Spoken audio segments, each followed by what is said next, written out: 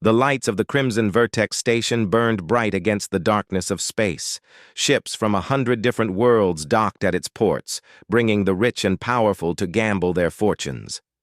The station floated above Talonis Prime, a resort world where the galaxy's elite came to forget their troubles and spend their credits. Inside the main arena, thousands of aliens sat in comfortable seats, drinking expensive liquor and placing bets on the fighters below. The air smelled of exotic perfumes and the electric charge of excitement. Holographic displays showed odds and statistics, while servers carried trays of food that cost more than most people earned in a year. Lord Vanis sat in the highest gallery, the VIP section reserved for aristocrats and nobility. He was a Krell, tall and imposing with dark blue skin and eyes that held nothing but contempt for those he considered beneath him. His ceremonial robes were woven with threads of precious metal, and rings adorned every finger. Each ring represented a world his family controlled or a company they owned. Beside him sat his wife, Lady Ishara. She was beautiful by any standard, with elegant features and graceful movements. But anyone who looked closely would see the sadness in her eyes, the way her smile never quite reached them. She had been married to Vanis for 8 years, a political arrangement between two powerful families. In those 8 years, she had learned that her husband viewed her as just another possession, like his ships or his estates. "Another weakling," Vanis said, watching a fighter collapse in the arena below. "These tournaments used to mean something. Now they let anyone participate." His friends laughed, other Krell nobles who shared his views. They believed the Krell Empire was superior to all other species in the galaxy. They especially looked down on humans, the newest species to achieve space travel. To them, humans were primitives who had barely left their home system. "Speaking of primitives," one of the nobles said, pointing to the arena entrance, "is that a human?" All eyes turned to see a man walking onto the fighter's deck. He was average height for a human, with black hair tied back and simple clothes that marked him as a worker, not a warrior. His name was Hyun Woo, and he had come to the station to deliver cargo from New Seoul Colony. He had heard about the tournament and decided to watch, curious about alien combat styles. But the tournament organizers had other ideas. They saw a human in the crowd and offered him a chance to fight. The audience would love it, they said, a human competing against alien warriors. It would be entertaining. Hyunwoo had almost refused. He was a freighter pilot, not a gladiator. But the prize money was substantial, enough to repair his aging ship and keep flying for another year. So he agreed to one match, just one, to test himself. Lord Vanis leaned forward in his seat, a cruel smile spreading across his face. A human. They actually let a human enter the tournament. "It seems so, my lord," another noble replied. "Should make for a quick fight." Vanis stood up, his voice carrying across the VIP gallery. "I have a proposal. If this human can win his first match, I will personally face him in combat." The gallery went silent. A noble fighting in the arena was unusual. They paid others to fight for them. "And if I win," Vanis continued, "which I will, the human must publicly apologize for his species' arrogance in thinking they belong among the civilized races." "And if the human wins," someone called out, laughing at the absurdity. Vanis laughed too. "If he wins, then I will give him my entire estate on Talonis Prime, my ships, my accounts, everything."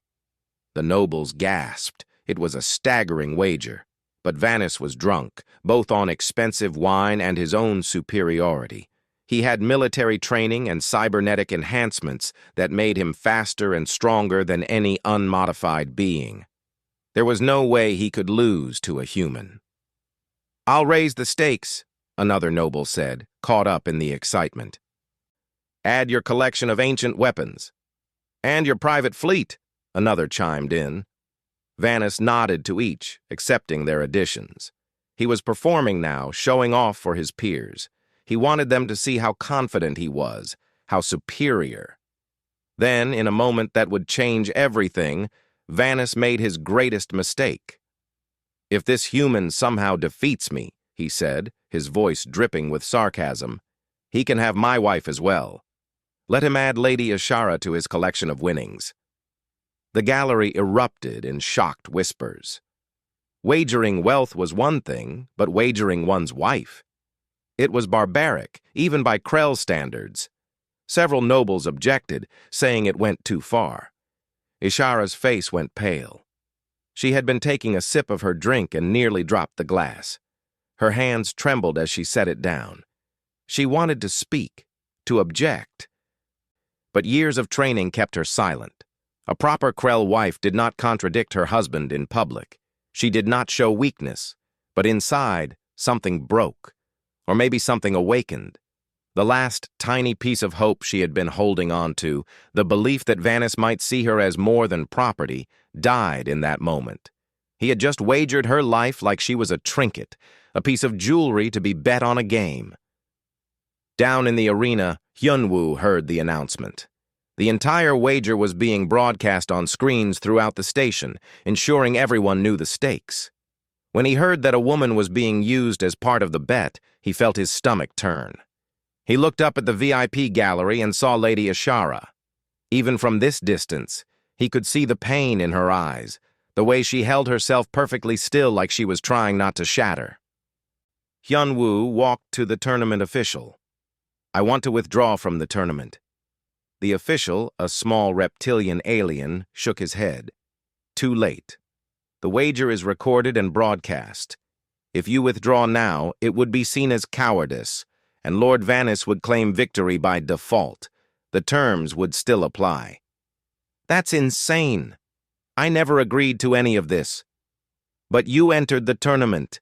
By participating, you accepted whatever challenges might come. This is how the Crimson Vertex works. This is entertainment." Hyunwoo looked back up at the gallery. Ishara was looking down at him now, and their eyes met across the distance. In that moment, he understood. This was her only chance. If he walked away, she would remain Vanis's property forever.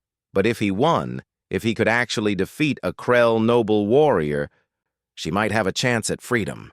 He had grown up in the slums of New Seoul Colony. He had survived gang wars and poverty. He had learned to fight from his grandmother Nari, who had been a soldier before the colony was established. She had taught him that sometimes you fight not because you want to, but because someone needs you to. Hyunwoo turned back to the official. "Fine, I accept the challenge. All of it." The crowd roared its approval. They thought they were about to see a human humiliated. They thought they would watch Lord Vanis prove Krell's superiority once and for all. They had no idea what was coming. The first match began an hour later. Hyunwoo stood in the center of the arena, facing a creature that made the crowd cheer with bloodlust. His opponent was a Brutar, a species known throughout the galaxy for their size and strength. This one stood nearly 3 meters tall, with thick gray skin like stone and arms as thick as tree trunks. The Brutar cracked his knuckles, and the sound echoed through the arena like gunshots. He grinned, showing rows of flat teeth designed for grinding tough plants. Brutars were herbivores by nature, but that did not make them peaceful. Their world was harsh, and they had evolved to be nearly indestructible. "I will try not to kill you too quickly, human," the Brutar said in broken common tongue. "The crowd deserves a show." Hyunwoo did not respond. He was studying his opponent, watching how he moved, how he distributed his weight. The Brutar was powerful, yes, but he was also slow. Every step made the arena floor vibrate slightly. All that mass had to go somewhere. The bell rang, and the Brutar charged. It was like watching a boulder roll downhill. The crowd gasped, certain they were about to see the human crushed. But at the last possible moment, Hyunwoo dropped low and rolled to the side. The Brutar crashed into the arena wall, denting the reinforced metal. Before the creature could recover, Hyunwoo was moving. He jumped onto the Brutar's back and wrapped his arm around the thick neck, not trying to choke, but to control. His grandmother had taught him this technique when he was young. "You cannot overpower someone stronger than you," she had said, "but you can use their strength against them." The brooder roared and spun, trying to shake the human off. He reached back with those massive hands, but Hyunwoo kept moving, staying just out of reach. He was not trying to hurt the brooder. He was tiring him out, making him waste energy on useless movements. 5 minutes passed. The brooder's breathing became labored. He was built for short bursts of power, not endurance. Hyunwoo, on the other hand, had spent years working on cargo ships, moving heavy equipment in high gravity. His body was lean but hard, built for lasting. When the brooder tried another wild spin, Hyunwoo used the momentum to slide down and hook his legs around the creature's ankle. A simple trip, nothing fancy. But physics did not care about size. The brooder's own weight betrayed him. He fell forward, crashing face first into the arena floor. Hyunwoo immediately moved to a joint lock, pinning the brooder's arm at an angle that would snap the elbow if pressure was applied. "Yield," he said quietly, just loud enough for his opponent to hear. The brooder, not stupid, tapped the floor 3 times, the signal of surrender. The crowd was silent for a moment, unable to believe what they had just seen. Then half of them erupted in cheers, while the other half booed. Money was changing hands as bets were settled. In the VIP gallery, Lord Vanis's smile had disappeared. "Lucky," he muttered. The brooder underestimated him. But Lady Ishara, who had been holding her breath the entire match, allowed herself the smallest smile. Maybe there was hope after all. Hyunwoo's second match came the next day. This time, his opponent was a Silith, a reptilian species known for incredible speed. The Silith was half Hyunwoo's size but moved like liquid lightning. She carried 2 curved knives and her tongue flickered out, tasting the air. "You beat the rock," she hissed. "But you cannot catch the wind." She was right about her speed. The moment the bell rang, she became a blur. Hyunwoo felt the knives slice through the air near his face, so close he felt the breeze. He backpedaled, putting distance between them, his eyes tracking her movements. The Silith was fast, but she had a pattern. "Every living thing has patterns," his grandmother had told him. "Find the pattern, and you find the weakness." There. Every third strike came from the left side, slightly wider than the others. It was a tiny flaw, barely noticeable. But it was there. Hyunwoo stopped retreating. Instead, he grabbed a length of chain from the arena floor, left over from a previous match. When the Silith came at him again, he did not try to match her speed. Instead, he swung the chain low, at ankle height. The Silith jumped over it easily, exactly as he expected. But while she was in the air, unable to change direction, Hyunwoo moved. He stepped into her landing zone and dropped to one knee, holding the chain up high. The Silith could not stop her momentum. She crashed into the chain, and Hyunwoo twisted, using her own speed to wrap the chain around her body. In 3 seconds, she was bound tight, her knives clattering to the floor. "Yield," Hyunwoo said, breathing hard. The Silith tested the chains once, then nodded. "You fight smart. I respect this." The crowd was louder this time. The human had won twice now, and not through luck. He was thinking, adapting, using his environment.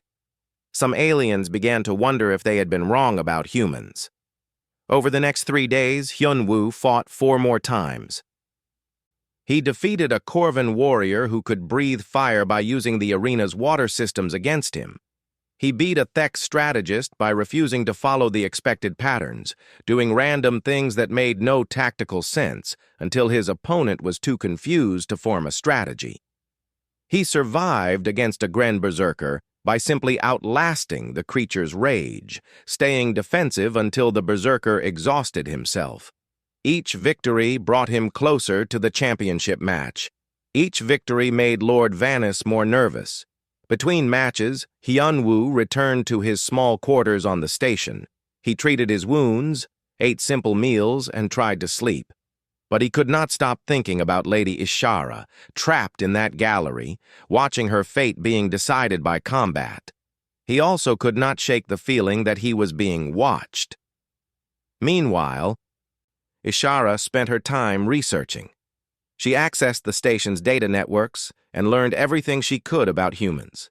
She read about Earth, a world torn by wars but united by hope. She learned about human history, how they had overcome disease, poverty, and hatred to reach the stars. She discovered human philosophy, poetry, and art. What struck her most was how humans valued individual choice. In Krell culture, your life was determined by your birth. If you were born into a noble family, you were noble. If you were born a worker, you remained a worker. But humans believed anyone could change their fate through effort and will. It was a beautiful idea. It was also terrifying because it meant accepting responsibility for your own life.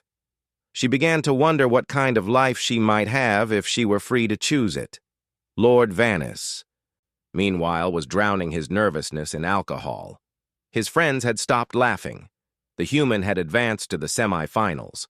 One more victory, and Hyun-woo would face Vanis in the championship match. "He cannot possibly beat you," one noble said, trying to reassure him. "You have military training. You have implants. You are Krell." "Of course," Vanis said, taking another drink. "Of course I will win." But doubt had entered his mind like poison. He had watched the humans' matches. Hyun-woo did not fight like a warrior. He fought like a survivor, someone who had spent his whole life figuring out how to overcome stronger opponents. That night, after everyone had left, Vanis made a decision. He could not risk losing. His pride, his reputation, his entire life depended on defeating this human. If he lost, he would be ruined. He sent a coded message to 3 individuals on the station. They were professionals, killers who worked in the shadows. Their instructions were simple. The human must not make it to the championship match. Make it look like an accident. Vanis finished his drink and went to bed, convinced he had solved his problem. He had no way of knowing that his wife had been monitoring his communications. The night cycle on Crimson Vertex Station meant the lights dimmed to simulate darkness. Most of the station's visitors were asleep or passed out drunk in the gambling halls. The corridors were quiet except for the hum of life support systems and the occasional patrol of security drones. In his small quarters near the cargo bay, Hyun-woo lay on his bed staring at the ceiling. His body ached from 6 consecutive days of fighting. His ribs were bruised, his left shoulder stiff, and he had a cut above his eye that kept trying to reopen, but he could not sleep. Tomorrow was the semi-final match. One more victory, and he would face Lord Vanis. His datapad chirped. A message from an unknown sender. Hyun-woo almost deleted it, assuming it was spam, but something made him open it instead. The message was short, just 3 words. "They are coming." He sat up, suddenly alert. Before he could process what the message meant, his door exploded inward. 3 figures rushed into the room through the smoke. They moved like professionals, spreading out to cut off escape routes. 2 were Krell, smaller than Vanis, but still dangerous. The third was something Hyun-woo did not recognize, a species with 4 arms and eyes that glowed in the dim light. "Nothing personal." "Human," one of the Krell said, pulling out a knife with a curved blade. "Just business." Hyun-woo rolled off the bed as the first attacker lunged. The knife buried itself in his mattress, right where his chest had been a second earlier. He grabbed the small table beside his bed and threw it at the 4-armed alien, buying himself time to think. The quarters were tiny, designed for cargo workers, not living. There was barely room to move. But that worked both ways. The assassins could not surround him easily. His grandmother's voice echoed in his memory. "In a small space, make yourself smaller. Use what you have." Hyun-woo dropped to the floor as another knife whistled over his head. He kicked out, hitting one assassin's knee with a satisfying crunch. The Krell went down, and Hyunwoo grabbed the fallen knife. The four-armed alien came at him from two angles at once. Hyunwoo could not block all four hands, so he did not try. Instead, he went low again, sliding between the creature's legs and slashing upward as he passed. The alien screamed and stumbled back, clutching a wounded leg. 2 down, 1 to go. The last assassin was smarter. He did not rush in. Instead, he pulled out a small gun, a plasma pistol that would turn Hyunwoo into ash. "Should have stayed on your colony, human." The sound of the gun charging filled the room. Hyunwoo knew he could not close the distance in time. This was it. Then the lights in the corridor outside flickered and went out. In the sudden darkness, something flew through the broken doorway and struck the assassin in the head. He dropped like a stone. Lady Ishara stepped into the room, breathing hard. She was wearing a dark cloak instead of her usual elegant clothes. In her hand, she held a small device, the kind used to override station systems. "Are you hurt?" she asked, her voice shaking slightly. Hyunwoo stared at her, trying to process what just happened. "You sent the warning message." "Yes. I saw my husband send payment to these 3. I knew what he planned." She looked at the unconscious assassins. "We need to leave. Station security will be here soon, and they are paid by my husband. They will arrest you for attacking these men." "But I did not."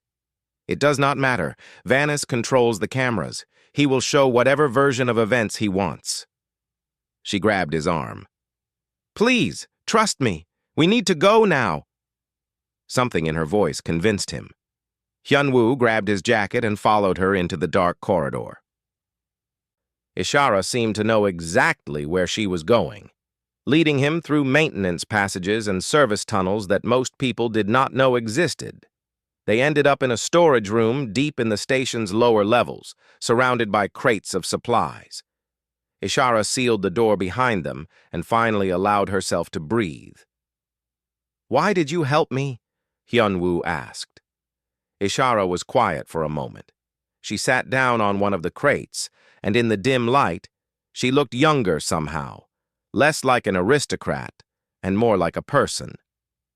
"Because you are fighting for something," she said finally. "I have watched you in the arena. You do not fight for glory or to prove you are strong. You fight because you need to, because you are trying to survive. I understand that. Your husband is trying to kill me because he is afraid of losing.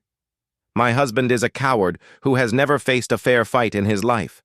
Everything he has, he inherited or took from those weaker than him, including me." The bitterness in her voice was clear. Hyunwoo sat down on another crate facing her. "Tell me about him. If I am going to fight him tomorrow, I need to know what I am facing." Ishara nodded. Over the next hour, she told him everything. Vanis had been a military officer years ago, but his real talent was politics, not combat. He had volunteered for the military enhancement program, receiving implants that made him faster and stronger. Those implants had won him medals in carefully arranged duels against weaker opponents. "He has killed 17 beings in formal combat," Ishara said. "But every opponent was chosen carefully. Never anyone who might actually beat him." "What kind of implants does he have?" "Strength enhancers in his arms and legs, reaction boosters in his nervous system, armor plating beneath his skin in key areas. The implants make him 3 times stronger than a normal Krell and twice as fast." Hyunwoo felt his stomach sink. "Then how am I supposed to beat him?" "Because he has a weakness. Several, actually." Ishara pulled out her datapad, showing him recordings of Vanis's past duels. "Watch carefully. See how he favors his right side? The implants are not evenly distributed. His left side is slightly weaker." She showed him more. "See here? When he fights for more than 10 minutes, his reaction time decreases. The implants generate heat, and his body cannot cool them fast enough. He starts to overheat. And here," she pointed to another recording, "he is aggressive, always attacking. He does not know how to be patient. If you can survive his first rush, if you can tire him out, you have a chance." They studied the recordings together for hours. Ishara pointed out every flaw, every habit, every weakness. She also told him about the arena where the championship would take place. It was larger than the ones he had fought in before, with multiple levels and obstacles. "Use the environment," she said. "Make him chase you. Exhaust him." As the station's day cycle began to brighten outside, Hyunwoo looked at Ishara with new respect. "You know a lot about combat for someone who has never fought." "I have been married to a warrior for 8 years. I learned to pay attention." She met his eyes. "I learned that knowledge can be a weapon too. Why are you doing this? Really? If I lose, you are still his wife." Ishara was quiet for a long moment. "When you entered the tournament, when I saw you in the arena, I felt something I had not felt in years. Hope. You represent something my people have forgotten. The idea that someone can change their fate through their own effort, not through birth or privilege." She stood up, preparing to leave. "Also, I want you to know something. If you win tomorrow, you do not have to honor that part of the wager. I am not property to be traded, no matter what Krell law says. If you defeat my husband, just give me my freedom. That is all I want." Hyunwoo stood as well. "If I win, you will have your freedom. I promise." Ishara smiled, a real smile this time. "Then I will do everything I can to help you win. But you need to rest now. The match is in 12 hours. She led him to a safer hiding spot, a maintenance room where station security rarely patrolled. Before she left, she gave him a med kit and a small cooling pack. "For the swelling," she said, gesturing to his injured shoulder. "And for the match. The arena will be hot. This will help." After she left, Hyunwoo lay down and finally allowed himself to sleep.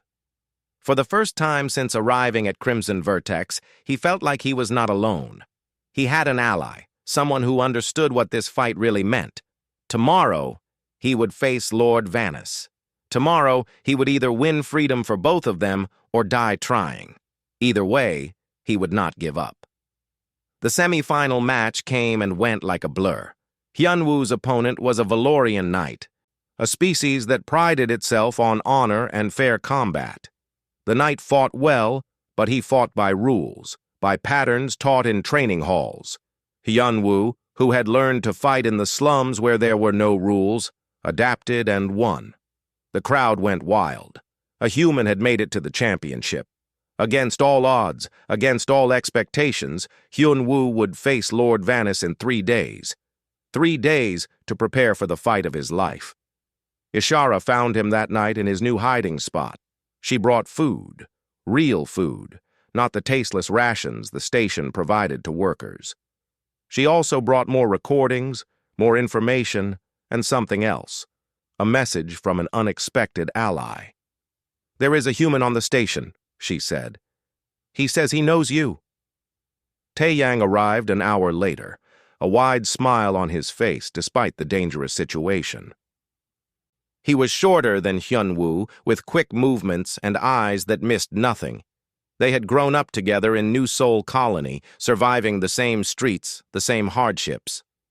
"I heard you were here making trouble," Taeyang said, pulling Hyunwoo into a brief hug. "Could not let you have all the fun. How did you even find me?" "Please, I am a merchant. I find things for a living." Taeyang set down a large bag. "Besides, when I heard a human was fighting in the tournament, I knew it had to be you. Nobody else is crazy enough." From the bag, he pulled out various items: cooling gels for injuries, nutritional supplements designed for endurance athletes, a small device that looked like a water bottle but was actually a specialized cooling system. "For the match," Taeyang explained. "Lady Ishara told me about Vanus's overheating problem. This will help regulate your body temperature during the fight. He will get hot and slow down. You will stay cool and keep your edge." Hyunwoo looked at Ishara. You contacted him? We need every advantage we can get, she said simply. This is not just about one match anymore. The whole galaxy is watching. If you lose, it reinforces everything the Krell believe about human inferiority. But if you win, Taeyang continued, you change the entire conversation. You show them that humans deserve respect. The weight of that responsibility settled on Hyunwoo's shoulders. He had entered this tournament for prize money. Now he was fighting for much more. Over the next 3 days, they worked together. Ishara provided tactical information and insights into Vanessa's fighting style. Taeyang handled the practical needs, bringing supplies and equipment, and Hyunwoo trained. He could not train his body much, not with the match so close. His muscles needed rest, not more stress. Instead, he trained his mind. He watched the recordings of Vanessa's fights over and over until he could predict every movement. He studied the arena layout, memorizing every obstacle, every platform, every possible advantage. Ishara taught him about Krell psychology. My people believe in hierarchy above all else, she explained. Vanis will expect you to be afraid, to show respect for his status. If you do not, if you treat him as an equal, it will anger him. Use that anger. During one of their training sessions, Hyunwoo asked her about her life before Vanis. Ishara looked surprised by the question. No one has asked me about that in years. I would like to know. Who were you before you became his wife? She sat down, a distant look in her eyes.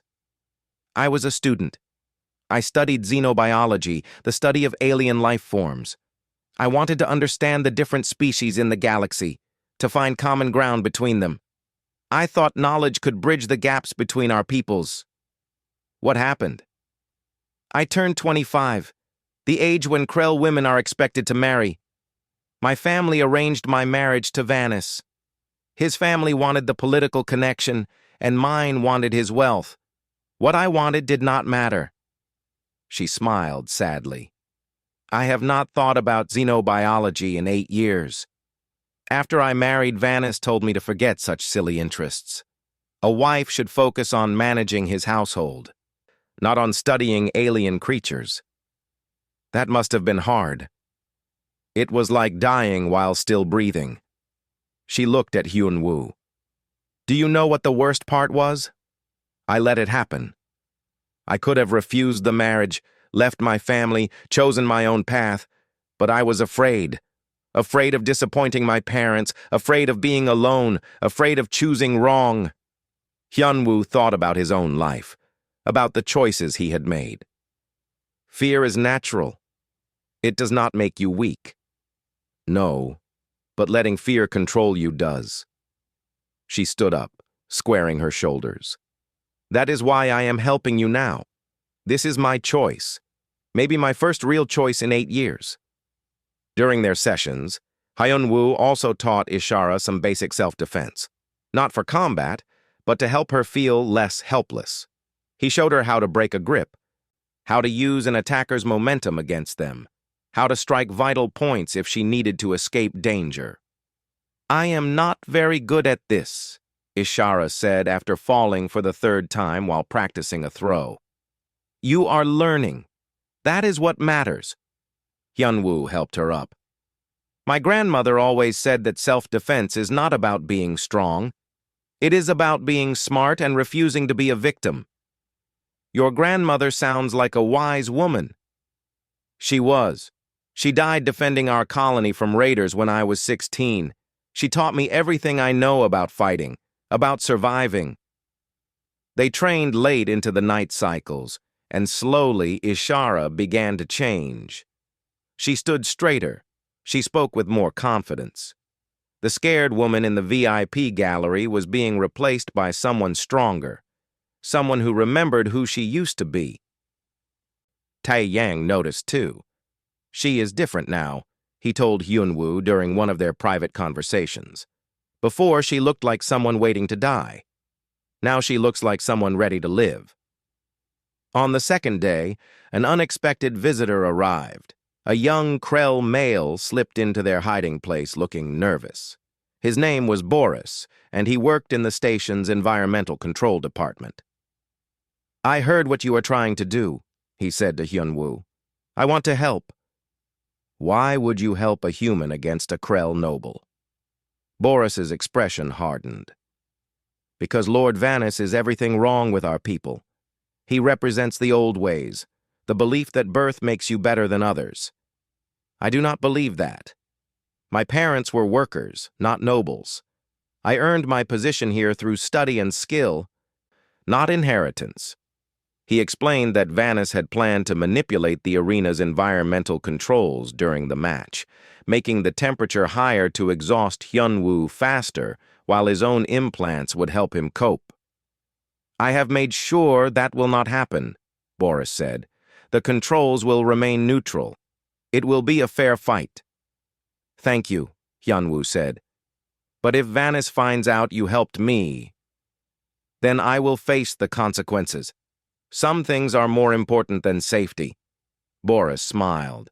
"Besides, I have money bet on you to win, so you better not lose."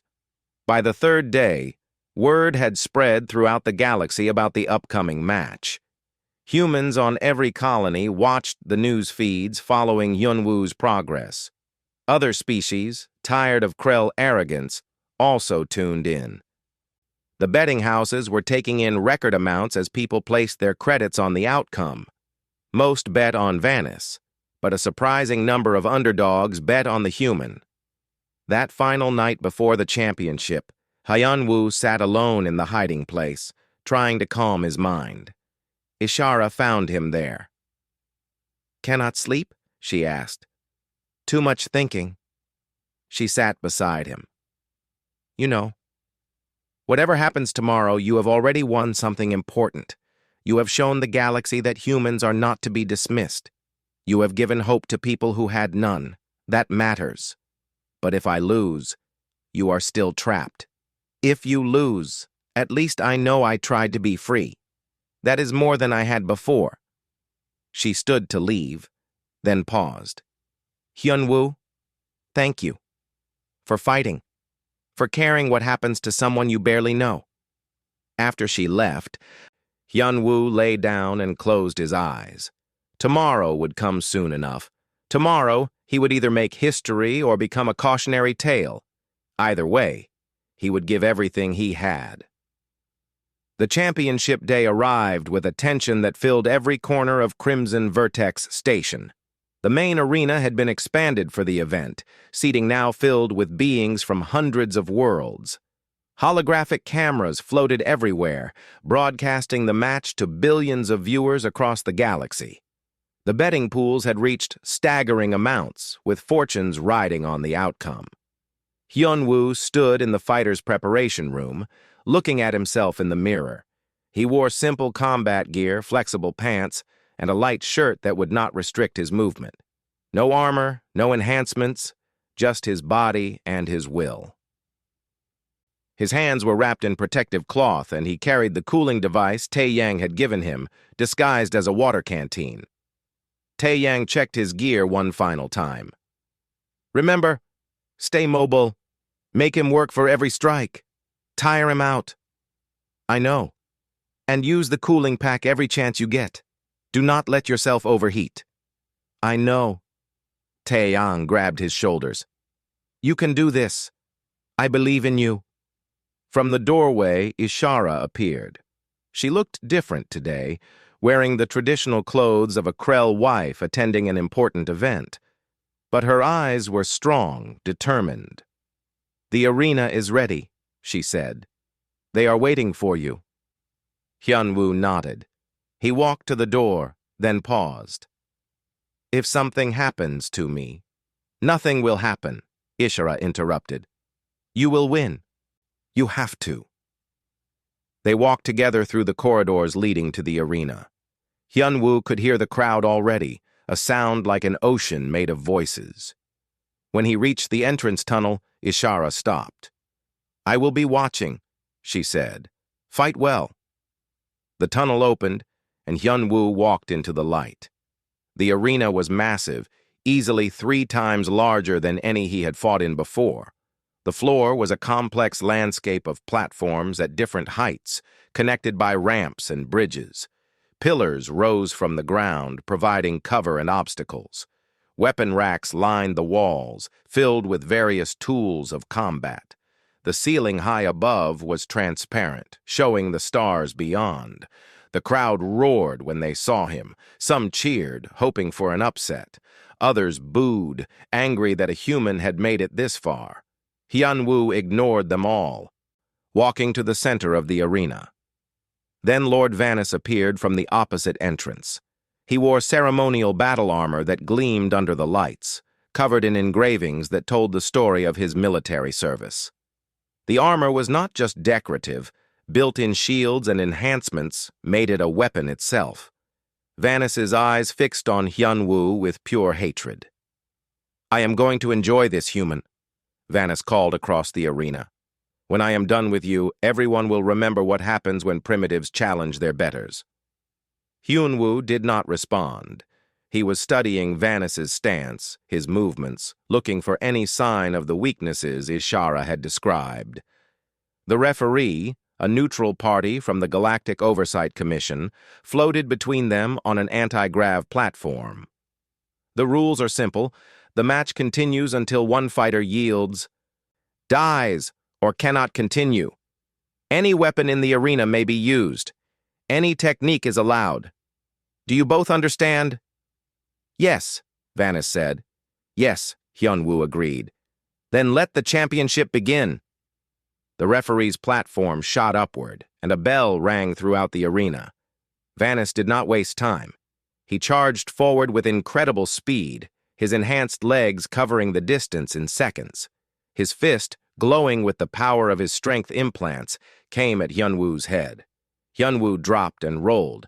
The fist passed through the space where his head had been and slammed into the ground, cracking the reinforced floor. Pieces of broken material scattered everywhere. The crowd gasped. That single punch could have killed him instantly. Hyun-woo scrambled to his feet and ran, heading for one of the raised platforms. Vanis followed. But Hyun-woo had a head start. He climbed quickly, using handholds and momentum to reach higher ground. "Running already?" Vanis shouted. "Coward!" From the higher platform, Hyun-woo could see the entire arena. He grabbed a pole weapon from a nearby rack, testing its weight. It was not perfect, but it would give him reach advantage. Vanis jumped, his enhanced legs carrying him impossibly high. He landed on the platform with a boom and immediately swung at Hyun-woo. The human blocked with the pole, but the force of the impact sent vibrations through his arms. His hands went numb. Too strong, cannot meet him head-on. Hyun-woo gave ground, using the pole to keep distance between them. Vanis advanced, each strike powerful enough to break bones. But Hyun-woo was not trying to beat him in strength. He was watching, learning, adapting. There. Vanis's left side was slower, just as Ishara had said. And after each powerful strike, there was a tiny moment of recovery while his implants recharged. Hyun-woo started targeting the left side, quick strikes that Vanis had to work harder to block. Nothing damaging yet, just testing, probing for openings. 5 minutes passed, then 10. Vanis was getting frustrated. The human would not stand still, would not trade blows like a proper warrior. He kept moving, using the terrain, making Vanis chase him. "Fight me properly!" Vanis roared. Hyun-woo remained silent, conserving his energy. He led Vanis across platforms, up ramps, through narrow passages between pillars. Every few minutes, he used his cooling device, keeping his body temperature stable. Vanis, meanwhile, was starting to heat up. His armor was designed for short, brutal fights, not extended chases. The implants inside him generated tremendous heat with each use, and his body was struggling to cool them. 15 minutes into the fight, Hyun-woo saw his first real opening. Vanis's movements had slowed slightly. His reaction time a fraction of a second slower. It was time to stop running and start fighting. Hyunwoo planted his feet and met Vanis's next charge head-on, but instead of blocking, he dodged at the last second and struck at Vanis's knee joint, where the armor had a gap for flexibility. The pole connected with a satisfying crack. Vanis stumbled, more from surprise than pain. The human had hurt him, actually hurt him. "You will regret that," Vanis snarled. He activated his full power, all his implants at maximum. His armor glowed with energy, and his speed doubled.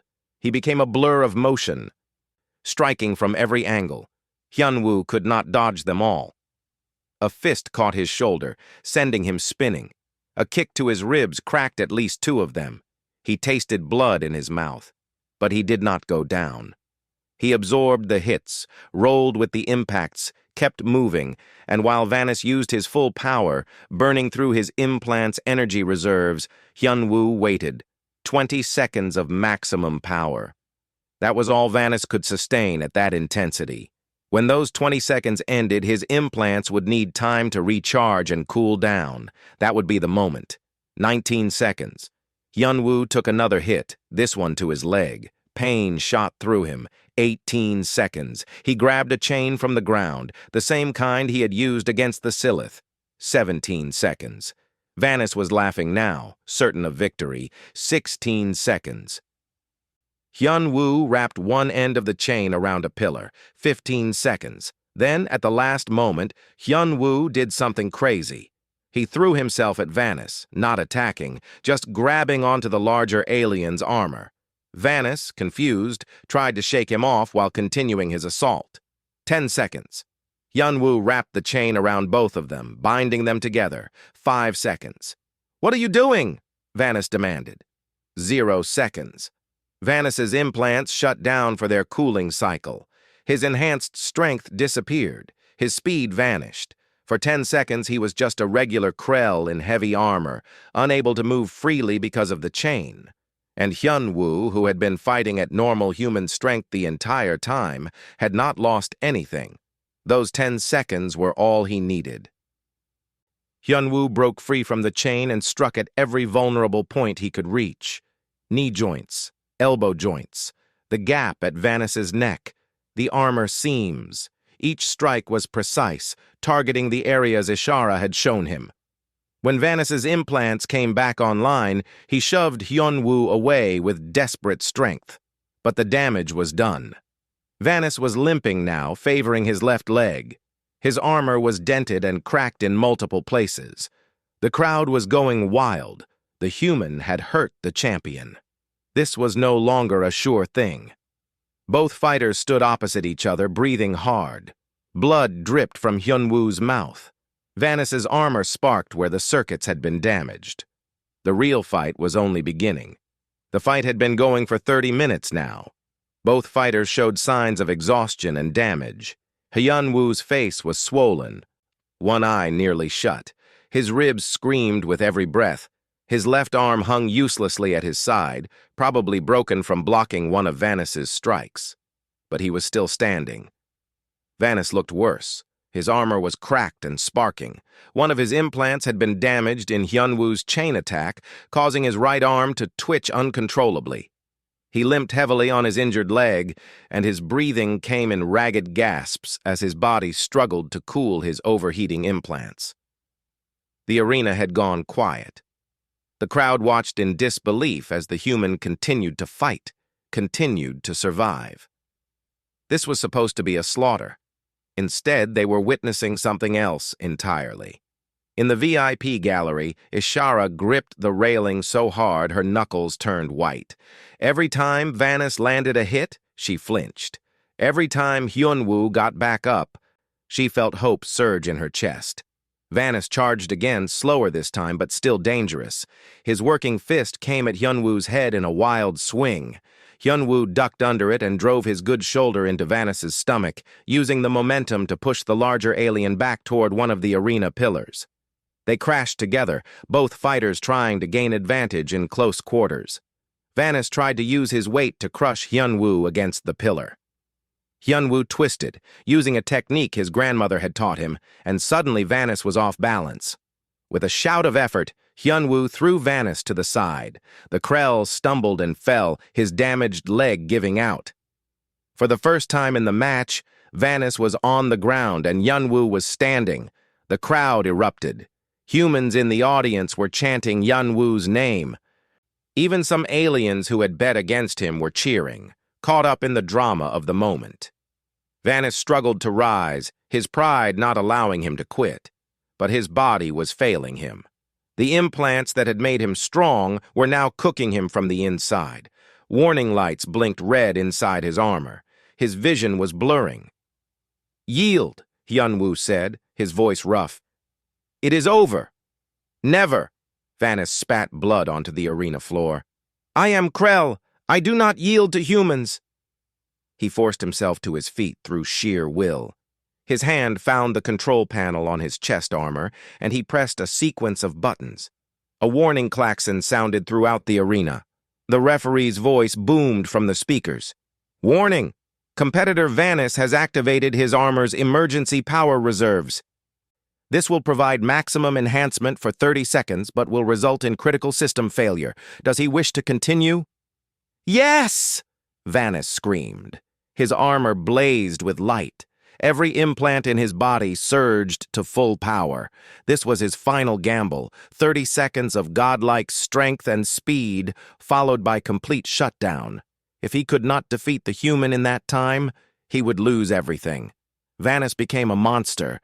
He moved faster than human eyes could track, hit harder than any living thing had a right to. He grabbed a massive piece of broken pillar and threw it at Hyunwoo like it weighed nothing. The human dove aside, and the debris smashed into the arena wall, leaving a crater. 25 seconds remained. Hyunwoo ran. There was no shame in it now. Surviving the next 25 seconds meant victory. He used every trick he had learned, every technique, every advantage the arena offered. He slid under platforms, jumped between levels, kept moving. Vanis followed like an unstoppable force, destroying everything in his path. Pillars crumbled under his strikes. Platforms collapsed. The arena itself was being torn apart. 15 seconds. Hyunwoo's body was at its limit. He could not run much longer. His vision was darkening at the edges. Each breath felt like knives in his chest. Vanis cornered him on one of the high platforms. There was nowhere left to run. The Krell noble raised both fists, ready to crush the human once and for all. 10 seconds. "This is the end, human! Know your place!" Vanis brought his fists down in a strike that would have killed Hyunwoo instantly. But the human did not try to dodge or block. Instead, he threw himself forward, inside Vanis's guard, and grabbed onto the Krell's damaged chest armor. 5 seconds. "What are you doing?" Vanis tried to shake him off, but Hyunwoo held tight with his one good arm. 3 seconds. Hyunwoo spoke directly into Vanis's ear. "Falling!" 2 seconds. And then Hyunwoo threw his weight to the side, taking Vanis with him off the edge of the platform. They fell together, tumbling through the air. The ground rushed up to meet them. At the last moment, Hyunwoo twisted, putting Vanis beneath him. 0 seconds. They hit the ground hard. Vanis's emergency power cut out exactly as they landed, and his armor, unable to absorb the impact without power, crumpled like paper. The Krell Lord took the full force of the fall, with Hyunwoo's weight on top of him. The arena shook with the impact. Dust rose in clouds. The crowd went completely silent. Then Hyunwoo rolled off Vanis and somehow, impossibly, pushed himself to his knees. Vanis did not move. His armor was destroyed, sparking and smoking. His limbs were twisted at wrong angles. He was breathing, but barely. His eyes stared up at the ceiling, unfocused. The referee's platform descended rapidly. Medical teams rushed onto the arena floor. The referee checked Vanis, then turned to look at Hyunwoo. "Lord Vanis is unable to continue. The winner of the championship is the human, Hyunwoo." For a moment, nothing happened. Then the arena exploded with sound. Half the crowd cheered with wild abandon. Humans throughout the galaxy celebrated in streets and homes and ships. They had watched one of their own face impossible odds and win. It was a moment that would be remembered for generations. The other half of the crowd sat in stunned silence. The betting houses began paying out massive sums, and in the VIP gallery, Vanis's noble friends looked at each other in shock. The wager would have to be honored. It had been broadcast across the galaxy, witnessed by billions. To refuse now would bring shame not just to Vanis, but to the entire Krell nobility. But as the medical team carried Vanis away on a stretcher, station security moved into position around the arena. The chief of security, a large Krell in official uniform, stepped forward with a squad of armed guards. "The match is declared invalid," he announced. "Evidence has come to light that the human competitor used illegal equipment and received outside assistance. He is hereby under arrest for fraud and cheating." The cheers died instantly. The crowd erupted in angry shouts. This was clearly a fix, a desperate attempt to avoid honoring the wager. Hyun-woo, barely conscious, tried to stand, but collapsed. He had nothing left to give. Then a voice rang out across the arena, amplified by the speaker system. "That is a lie." Every eye turned to the VIP gallery. Lady Ashara stood at the railing, her voice steady and clear despite the fear she must have felt. "I am Lady Ashara, wife of Lord Vanis, and I invoke my right under ancient Krell law to speak truth in a matter of honor." The security chief hesitated. The right to speak truth was sacred, one of the oldest Krell traditions. To deny it would be to deny their entire legal system. "The human used no illegal equipment," Ishara continued. "He fought with only his skill and determination. But my husband, Lord Vanis, sent assassins to kill the human before the match. I have the evidence, the communication records, the payment transfers. It was my husband who acted without honor."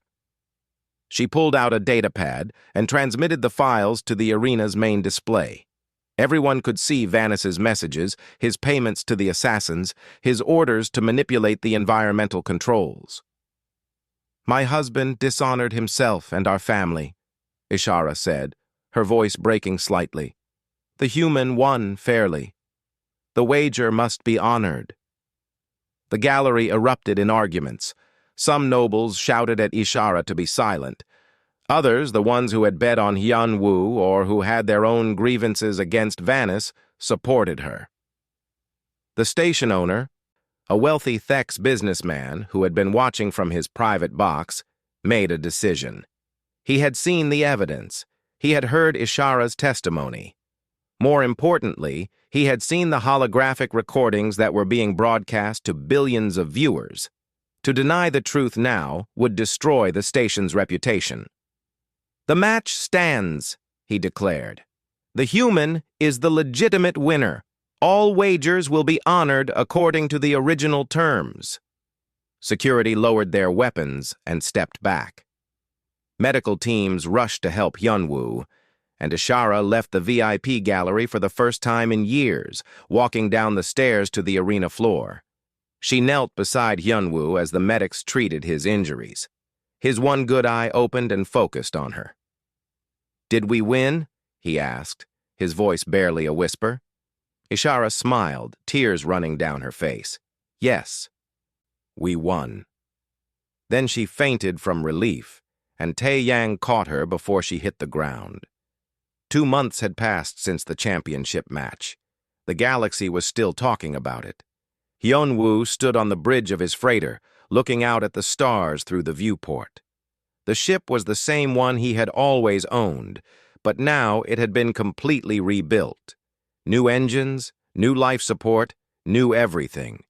Turns out winning a Krell noble's fortune meant he could afford proper repairs. His body had healed well. The broken bones had been set properly by real doctors instead of the cheap autodocs he usually used. The scars would remain, but they did not bother him. They were proof he had survived. Behind him, he heard footsteps. Ishara entered the bridge, carrying 2 cups of tea. She wore simple clothes now, practical pants and a comfortable shirt. No more elaborate gowns or jewelry. She had told him the clothes felt like freedom. "You are thinking too hard again," she said, handing him one of the cups. "Just watching the stars. Hard to believe everything that happened." "I know what you mean." They stood in comfortable silence, sipping their tea. Ishara had been living on the freighter since the match, trying to figure out what to do with her new life. The Krell courts had officially dissolved her marriage to Vanis after his crimes were revealed. She was legally free, but freedom was terrifying when you had never experienced it before. Hyun Woo had kept his promise. He had not claimed her as part of his winnings. The wager had been wrong from the start, treating a person like property. Instead, he had signed over his rights to her immediately, making her a free citizen under galactic law. "Do you regret it?" he asked. "Leaving everything behind?" Ishara thought about it. "I left nothing behind. Everything I had before was not really mine. My life, my choices, even my name was just an extension of my husband's property. Now, for the first time, I get to decide what I want." "And what do you want?" She smiled. "I am still figuring that out. But I know I want to keep traveling with you, at least for now. I want to see the galaxy, meet different species, learn about them. Remember, I studied xenobiology before my marriage. Maybe I can go back to that." The bridge door opened again, and Tae Yang walked in, followed by a young human woman named Yuna. Tae Yang had officially signed on as the ship's merchant liaison, handling their contracts and negotiations. Yuna was their new engineer, a genius with ship systems who Hyun Woo had hired after seeing her work. "We have a message," Tae Yang said, looking excited. "You are not going to believe who it is from." He activated the communications panel, and a holographic image appeared. It showed an official seal from the Interspecies Coalition, the organization that tried to maintain peace between the galaxy's many races. The message was formal but clear. They wanted to hire Hyun Woo and his crew for a job. Human colonists on a world called Verdan had been having disputes with the alien corporation that owned the mineral rights. The situation was getting tense, and violence seemed likely. The coalition wanted mediators who understood both human and alien perspectives. "They are offering substantial payment," Tae Yang noted, "plus diplomatic credentials that would let us travel anywhere in coalition space." Hyun-woo looked at the message carefully. "This is dangerous work. We could end up in the middle of a war." "True," Ishara said, "but it is also important work. Those colonists need help, and you have proven that humans and aliens can work together, can understand each other." Yuna nodded in agreement. "Plus, the ship is ready for long-distance travel now. We have the best equipment, the best crew. We can handle it." Hyun-woo thought about his grandmother, about what she would say. She had always taught him to stand up for people who could not stand up for themselves, to fight for what was right, not what was easy. "Accept the contract," he said. "Tell them we will leave within the week." Tae Yang grinned and sent the response. Within minutes, they received confirmation and advance payment. The freighter's crew had their first official mission. Over the next few days, they prepared for the journey. Hyun-woo checked their weapons and security systems. Yuna ran diagnostics on every ship component. Tae Yang researched the situation on Verdan, learning everything he could about the dispute. Ishara studied the alien species they would be dealing with, a corporate race called the Hestrix. Before they left, they received one more visitor. Boris, the young Krell who had helped ensure a fair match, came to see them off. He brought gifts, data files about Krell culture, information that would help them in future negotiations with his species. "What you did changed things," Boris told Hyun-woo. "Many young Krell like me, we were tired of the old ways, the belief that birth determines worth. Your victory proved that skill and determination matter more than genetics or privilege. There is a movement now, calling for reform in the Krell Empire. "What about Vanis?" Hyunwoo asked. "What happened to him?" Boris's expression darkened. He survived his injuries, but was stripped of all titles and wealth. His family disowned him for the dishonor he brought them. Last I heard, he was working in a mining facility on the edge of Krell space, the kind of hard labor he always looked down on others for doing.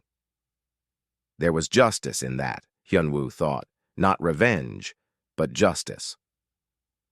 After Boris left, Ishira found Hyunwoo in the cargo bay, doing a final check of their supplies. "I want to tell you something," she said, "in case I have not said it clearly enough. Thank you for fighting for me, for giving me my freedom, for treating me like a person instead of property." "You do not need to thank me. Everyone deserves freedom." "Maybe, but not everyone fights for it. Not everyone risks their life for a stranger." She paused, gathering her thoughts. "I have been thinking about my life, about what I want to do now that I can choose. I want to help others like me, people trapped in situations they did not choose. Maybe I can work with the Coalition on Rights issues, use my knowledge of Krell culture to help change things." Hyunwoo smiled. "That sounds perfect for you. But I also want to stay with this crew, at least for a while. You are doing good work, helping people. I want to be part of that. You are part of it. You have been since the beginning." The ship's departure alarm sounded. It was time to go. The crew gathered on the bridge as Hyunwoo initiated the launch sequence. The freighter lifted smoothly from the docking bay and moved into open space. Below them, Crimson Vertex Station grew smaller, just another light among millions. "Course set for Verdun system," Yuna reported. "Jump to hyperspace in 30 seconds. Tae Yang pulled up the files on their mission. "This is not going to be easy. The colonists are angry, the corporation is stubborn, and both sides have weapons." "Nothing worth doing is easy," Hyunwoo said. Ishira looked around the bridge at her new crew, her new family. 2 months ago, she had been a prisoner in a gilded cage, waiting for life to happen to her. Now she was on a ship full of people who believed in making their own future, heading toward danger and opportunity in equal measure. "Jump in 10 seconds," Yuna counted down. The stars outside began to stretch and blur as the hyperspace engines powered up.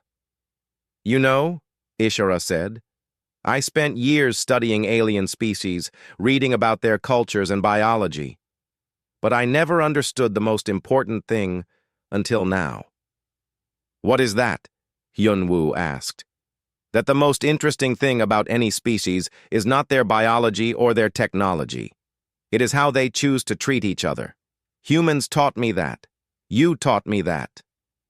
The ship jumped to hyperspace, and the normal stars disappeared, replaced by the swirling colors of faster-than-light travel. They were on their way to Verdun to help people they had never met, to solve a problem they barely understood. But that was fine. They would figure it out together. Hyunwoo thought about the long road that had brought him here. From the slums of New Seoul to the arena of Crimson Vertex to the bridge of his own ship, heading out to make a difference in the galaxy. His grandmother would have been proud. "So," Tae Yang said, breaking the contemplative silence, "when we get to Verdun, what is the plan?" Hyunwoo smiled. "Same as always. Listen to both sides. Find common ground. Fight if we have to, but negotiate first. And if negotiation does not work, then we do what humans do best. We adapt. We endure. We find a way." Yuna laughed. "Is that the official human philosophy?" "Close enough." The crew spent the rest of the journey preparing, studying, and planning. They argued about strategy, shared meals together, and slowly became more than just co-workers. They became a team. When they finally dropped out of hyperspace near Verdun, they found a world on the edge of chaos. Human colonists in makeshift towns, alien mining operations destroying the landscape, and tensions so thick you could cut it with a knife. It was going to be complicated. It was going to be dangerous. It might even be impossible. But as Hyunwoo looked at his crew, at Ishara, who had found her courage, at Tae-yang, who never stopped believing, at Yuna, who could fix anything, he felt confident. "All right," he said. "Let us go to work." The freighter descended toward the planet below, carrying a human who had proven his worth, an alien who had discovered her freedom, and a crew ready to change the galaxy, one problem at a time. The Crimson Vertex match had made Hyunwoo famous, but the real story, the important story, was just beginning. This was not the end. This was the start of something much bigger. And throughout the galaxy, other humans watched and learned. They saw that one person could make a difference. They saw that courage and determination could overcome any obstacle. They saw that humanity, despite being the newest species in galactic society, had something important to offer.